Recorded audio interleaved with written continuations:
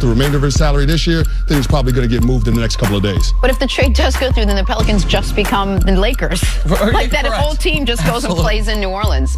Now to the trade that actually happened. The Knicks sent Kristaps Porzingis to the Mavericks in exchange for Dennis Smith Jr. and 2 future first-round picks. Now, Kristaps has not played a game this season while recovering from an ACL injury. He had reportedly complained about the direction of the franchise and was subsequently sent out of town. Nick, what was your reaction to this trade? I think it's a great job by the New York Knicks, and I think people that their gut reaction is, oh my God, the Knicks screwed it up again. They're just so conditioned to the Knicks screwing things up, or they don't understand the bigger picture that they missed the boat on. So lay out the big picture, because I think you're right. I think most New York fans' reaction is, oh, another player doesn't want to play in New York. Well, the reaction was, we finally hit on a draft pick, and we're trading him for expiring contracts, Dennis Smith Jr., and a couple first-round picks that won't become ours till 2021 and 2023. That's not what you traded Kristaps for. You traded Kristaps Porzingis for the ability to sign Kevin Durant and Kyrie Irving, for the ability to sign Kevin Durant and Jimmy Butler, for the ability to sign Kevin Durant and Kemba Walker. You now cleared the books. For the first time, I'm 34 years old. For the first time in my life, the Knicks don't have a bad contract anymore.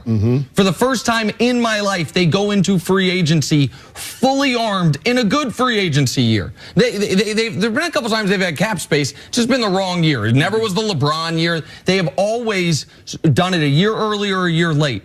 And the other part of this, Canty, that I think people need to recognize is Kristaps is a question mark. Yes. And he's a question mark that the next game he plays, or the first game he plays next year, will come with a $30 million a year price tag. He's no longer on his rookie deal after this year. 5 years, $150. That's what the freight was going to be to keep Kristaps. He's 7'3". People use that as, well, how are you going to trade a 7'3" unicorn? I'd rather Kristaps be 6'11". Because Kristaps Porzingis is on a long list of guys that tall who have never been healthy.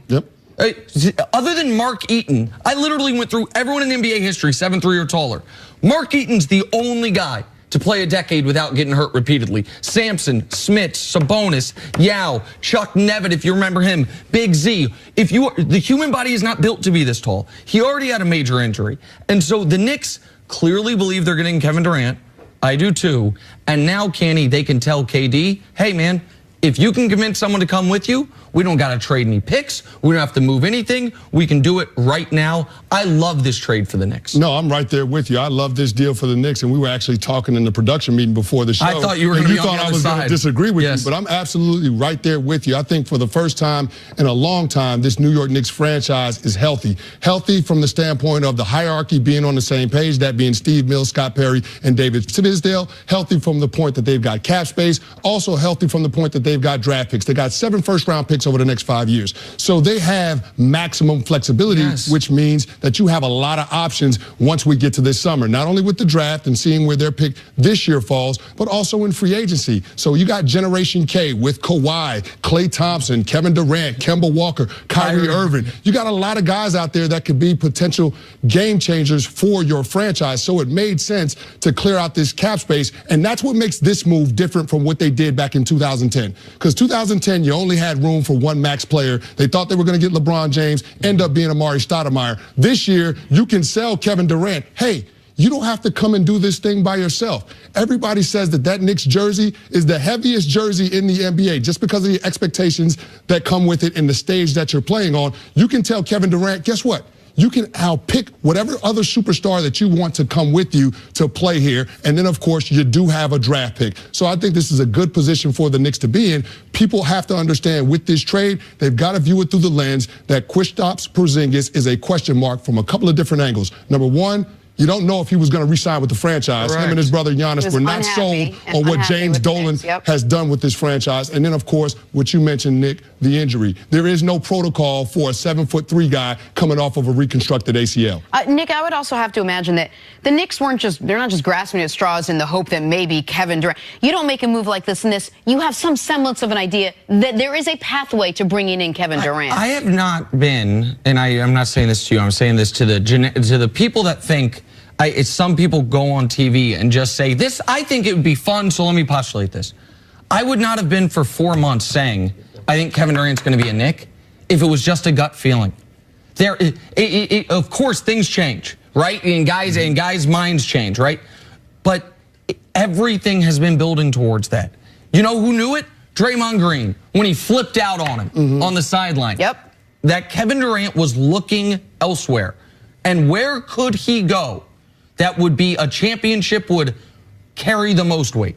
How about the prestige franchise that hadn't won one in 45 years? Some of the Knicks front office was there. Scott Perry, when they drafted him in Seattle. Rich Kleiman, KD's business manager, has ties here in New York. And now the Knicks can offer Kevin Durant something no one else can. Everyone can offer Kevin Durant the max. Everyone that has cap space. The Knicks can offer him his own franchise. KD, you can pick your teammate. You can pick everything. All we have is rookie contracts, draft picks. They kept, by the way, the Zion lottery ticket, which is, it's only 14%, but it's as good a chance anybody's going to have. And you are not tied to what I would consider an incredibly risky contract. And here's the other thing about Kristaps. If Kristaps, if he stays healthy and he continues on his progression, he's an all-star. But you have to be an all-star to be worth $30 million a year. Like, I think when people say, oh, this guy's one of the 10 best, okay, I'm just going to name guys. Tell me when I name someone that Kristaps is either better than or in the young guys that has a higher ceiling than. LeBron, Giannis, Steph, KD, Anthony Davis, Harden, Kawhi, Paul George, Russ, Kyrie, Clay, Butler. We're at 12. Now to the young guys. Luka, Embiid, Simmons, Jokic, Lillard, Mitchell, Ayton. We're at 19 guys now.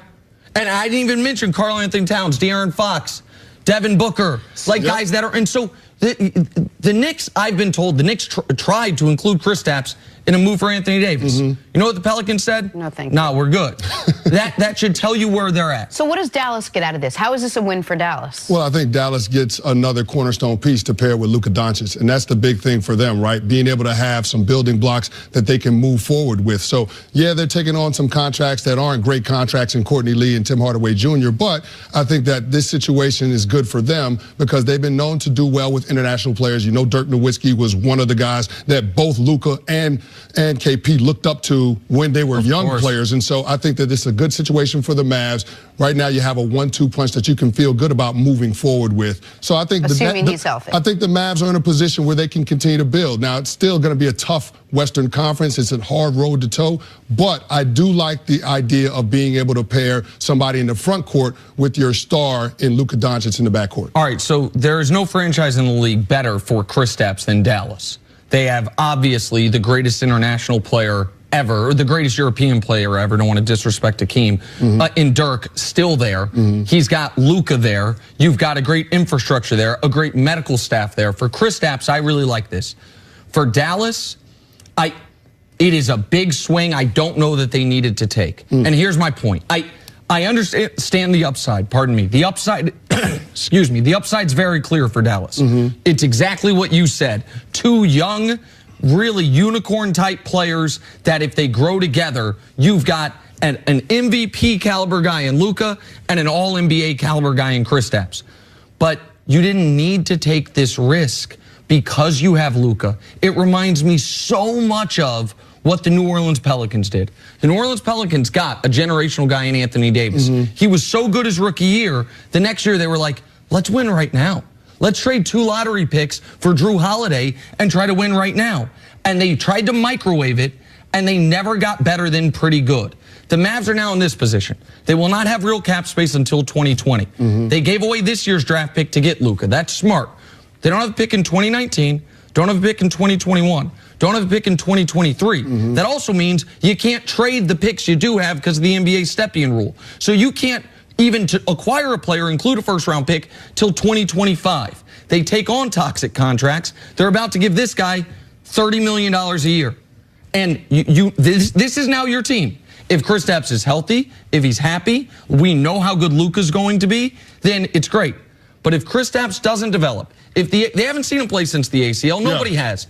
If Kristaps gets dinged again, then you have taken what I would consider the single best asset in the NBA, not named Giannis Antetokounmpo, in Luka Doncic, and you put a ceiling on the next 5 years. That is a risk I would not take. This was a move that a team that doesn't have a blue chip prospect, I think, would make. I'm surprised Dallas did it. Well, here's the one thing I will say to that. I think it's a gamble just because of the health of Kristaps Porzingis. The most games he played in was his rookie year. He played in 72. Since then, it's declined 66, 48, hadn't played in the game this year. So I understand where you're coming from. My only question to you would be, how else will the Dallas Mavericks going to be able to acquire a player of this caliber? Because you think where they're at right now, they weren't going to be bad enough to get one of those top 3 lottery picks, and you weren't going to be good enough to be considered a playoff contender. So you had to make a move if you're Mark Cuban and those guys down there in that front office. I think that this was a calculated risk. I think with the potential for Kristaps Porzingis, the reward or the player is worth the risk in that situation. In normal cases, I would agree with you.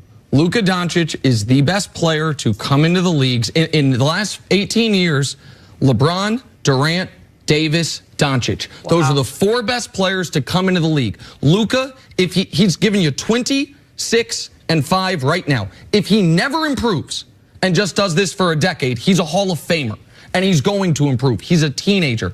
I would not give up my ability to draft players. I would not give up cap flexibility. I would say we've got the only thing that matters, an MVP caliber guy to build our team around, and we've got him locked in essentially for 8 more years. Let's not try to microwave it. Now, maybe Kristaps stays healthy and it works out great. It's an enormous risk that I wouldn't take with one of the most important players in the league. All right, we got to take a break. Coming up, which team will be taking home the Lombardi Trophy? Back to football. We'll break it down from all sides.